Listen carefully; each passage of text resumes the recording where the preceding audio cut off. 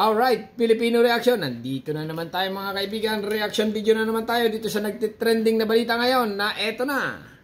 Pangako ni Pangulong Marcos na 20 pesos per kilo ng bigas. Natupad na or tinutupad na mga kaibigan. Eto na. Mararamdaman na ang pangako ng Administrasyong Marcos na 20 pesos na kada kilo ng bigas. Pero sa ilang lugar lang sa Visayas. Si Vice President Sara Duterte may duda raw sa programa. Nakatutok si Ivan Mayrina. Ayan mga kaibigan ha. For real tayo. Real news to ha. Pangako noon ni Pangulong Bongbong Marcos ang kumakandidato pa lang sa pagkapangulo. Pipilitin itong ibaba mula 20 pesos hanggang 30 pesos kada kilo. Ngayon, makalipas ang halos 3 taon, ilulunsad ng gobyerno ang P20 program o 20 pesos kada kilong bigas. Pero ang murang bigas, mabibili lang muna sa mga piling lokal na pamahalaan sa Western, Eastern at Central Visayas sa susunod. Yan mga kaibigan ha. Mabibili muna. Okay, ibig sabihin nagsisimula pa lang ito. Ha? Ibig sabihin talaga dito, itong pangako ni PBBM na 20 per kilo ang bigas ay talagang matutupad. Ha? Ayan o. Kaya lang ay umpisa lang muna. Siyempre, lahat naman ng bagay pag sinimulan ay may umpisa. Okay? Ulitin natin. Take 2. Mararamdaman na ang pangako ng Administrasyong Marcos na 20 pesos na kada kilo ng bigas. Pero ayan mga kaibigan ha. Mararamdaman na. Mapipil nyo na daw. Take 3. Mararamdaman na ang pangako ng Administrasyong Marcos na 20 pesos na kada kilo ng bigas. Pero sa ilang lugar lang sa Visayas. Si Vice President Sara na rin yan. May duda raw sa programa. Nakatutok si Ivan Mayrina. Humihirit si Pangako noon ni Pangulong Bongbong Marcos ang kumakandidato pa lang sa pagkapangulo. Pipilitin itong ibaba mula 20 pesos hanggang 30 pesos kada kilo. Ngayon, makalipas ang halos 3 taon, ilulunsad ng gobyerno ang P20 program o 20 pesos kada kilong bigas. NFA rice. 20 na lang per kilo. Nako. Wow na wow. Ito mga kaibigan ha. Good news ito. Pero ang murang bigas, mabibili lang muna sa mga piling lokal na pamahalaan. Okay lang yan. Muna lang muna eh. Okay? Simula pa lang naman. Sa Western, Eastern at Central Visayas sa susunod na linggo. Dahil sa Cebu si Pangulong Bongbong Marcos kung saan pinulong niya ang mga gobernador doon. Sa ngayon, we're launching here. Naku, ay supalpal dito yung mga nagsasabi na hindi matutupad yung 20 pesos na per kilo ng bigas. Ano kayo ngayon? Tinutuon na. Okay? Ito na ha. Mas marami ang nangailangan sa mga regions to yun. But of course, ang eventual intention nitong programa na ito, once we sort out all the issues logistically and para makita talaga how to operate it and launch it and manage it, nationwide to eventually. Sigurado ito mga kaibigan, nationwide ito. Kasi nga si PBBM medyo napapahiya dito eh. Kasi nga nangako siya dito. Siyempre, sampal to sa kanya pag hindi niya ginawa ng paraan na maging 20 pesos ang bigas. Ayan na nga, programa para sa 20 pesos kilogram na bigas ilulunsad na ng gobyerno sa ilang lugar sa Visayas. Okay, Visayas na muna. Yung mga Mindanao at tiis-tiis lang muna ha. Luzon at Mindanao ay tiis-tiis lang muna. Makakarating din kayo dyan, 20 pesos. Ayon kay Agriculture Secretary Francisco Chu Laurel, bumaba na rin naman daw ang presyo ng bigas sa world market. At ngayon nasa 32 to 33 pesos ang presyo sa merkado. Ang diferensya sa presyo, pupunuan ng subsidy mula sa gobyerno.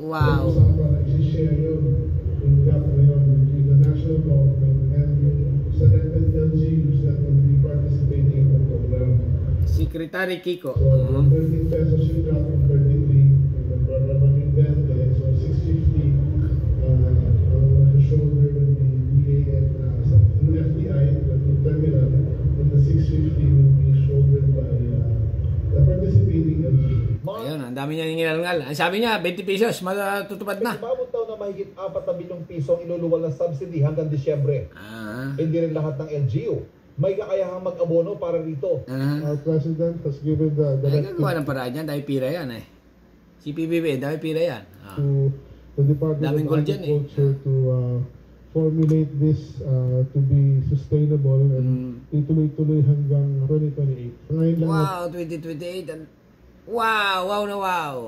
2025 pa lang ngayon eh. May 3 years pa mga kaibigan ha. Tuloy-tuloy lang ito. Siyempre, ibang term naman yon. 2028, iba na. Launch ito.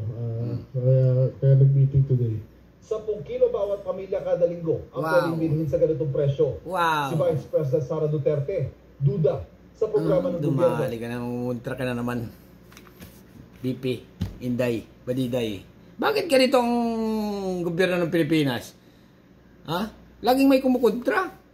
Nako. Bakit 20 pesos per kilo lang dito sa Visayas? At siyempre, simula pa lang naman, BP, hayaan mo na. Huwag ka na kumontra. Kasi nga, mga kaibigan, itong 20 pesos na bigas, ay maraming mga Pilipino talagang makakatikim ng ginhawa dito. Ngayon, kukontrahin mo ng kukontrahin. Baka mamaya, biglang tumaas yung 20 na yan. Total magkatotoo na, mapurnada pa. Huwag mo naman kontrahin. Pero dahil yan ang pahayag mo, bahala ka. BP Sara Duterte, kino-question kung bakit sa Visayas may 50 kilo ng bigas, okay? Merong meeting sa Cebu Capitol ang lahat ng mga governors o karamihan ng mga governors sa Visayas. So baka may problema sila sa boto dito sa Visayas. Ibig sabihin mo, BP Sara, kaya sa Visayas na may ginamit dahil mahina doon si PBBM, yung baluarte niya. Ganon? Ay, sa tingin ko, hindi.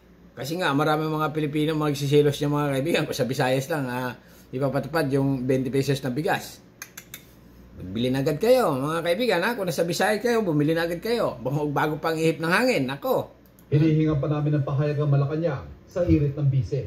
Talaga naman si BP Sara, puro na lang itong kumontra na ng kumontra kaya natagalit ang tao sa iyo Total maka BP Sara ang mga Pilipino nababago kasi nga nung mawala si X, okay, tanggal sa pagkapangulo ay umalis na, okay, na natapos na ang termino.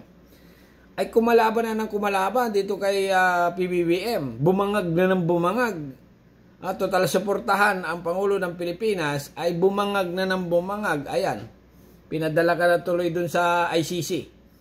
At doon nga, mga kaibigan, sa ICC ay bahala na sila doon. Pero, okay, alam naman natin ang mga puso ng mga Pilipino ay maraming maka-Duterte na suportado rin talaga si Duterte. Alright? Pero dito lang tayo sa bigas na 20 pesos per kilo. Ay sa tingin ko ay ito ay wow na wow. Ulit-ulit pa natin, ang pangako ng Administrasyong Marcos. Mararamdaman na talaga mga kaibigan anong masisay nyo, okay?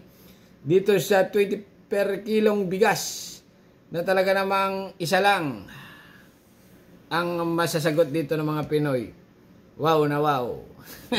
Alright, hanggang dito na lang. Subscribe my channel. Don't forget, comment. Bye-bye. Thank you. Comment.